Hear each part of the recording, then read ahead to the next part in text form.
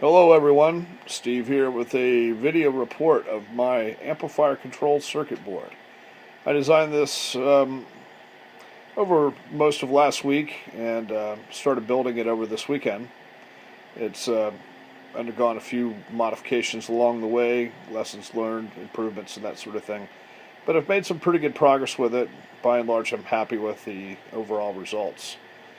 The circuit board takes the push-to-talk signal from your radio and sends that to a sequencing circuit which turns on various parts of the amplifier in a particular order. First thing it does is it connects the output relay, which links the antenna to the output circuit of the amplifier. Next, the amplifier circuit itself is energized with 50 volts. Third event is the bias voltage is turned on, necessary to operate the amplifier.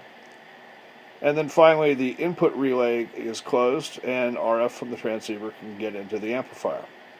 When you release the PTT, it shuts down in the reverse order. The input signal is severed, bias voltage turns off, operating voltage turns off, and then the antenna is disconnected.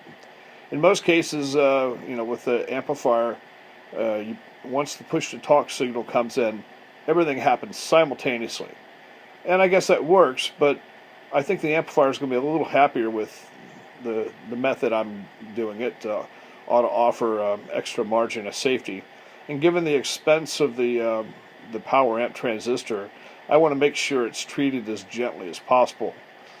What you see at the top are two green LEDs that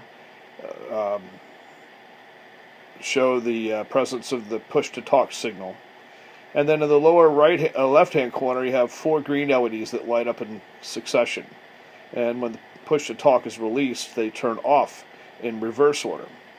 The red LEDs are part of the protection circuitry that I've added to the system that disables the sequencer should overtemperature or excessive SWR or excessive input power happen to come into play.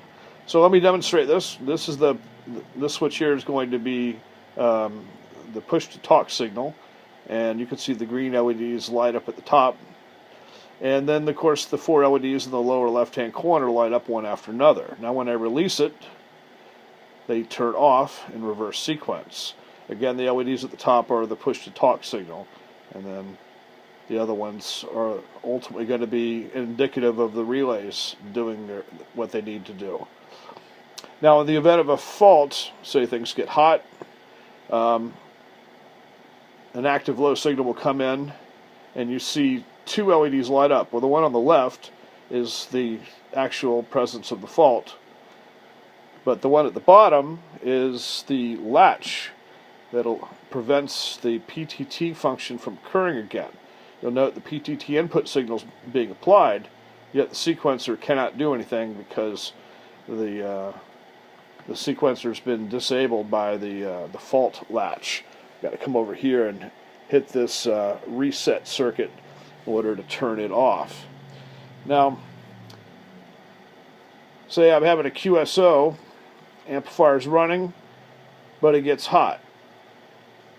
You saw the fault light come in, and I don't know if you caught it, but all of the output LEDs, the green LEDs, turned off immediately. No reverse sequencing, no time delay, instantaneous turn off of the amplifier. So any kind of fault condition while the amp's in operation will shut it down completely in short order. So anyway, it looks like it's coming along well. I've got a long way to go. There's several other circuits I got to add to this before I'm ready to actually put it into the amp and see how it works. At some point down the road, I'll probably, once the circuit's been finalized and I'm confident that it's what I'm looking for, then I'll probably have a proper circuit board made for it. So, anyway, thanks for watching.